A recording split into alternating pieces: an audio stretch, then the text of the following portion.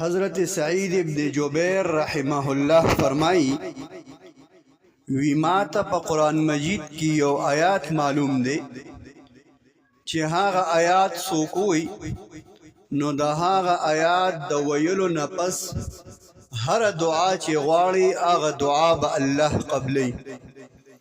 هغه آیات کم آیات دی؟ سلیریشتمه سپاره کې سورۃ زمر آیت نمبر 46.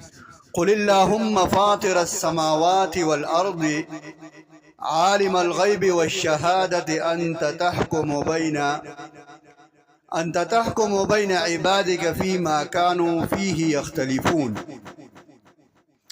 د دې آیت باره کې سعید ابن جبیر رحمه الله فرمای څوک چې دا آیت شریف اولولي او د دې نه پس د الله نه څه سوالم کوي الله به سوال خامخا قبلی.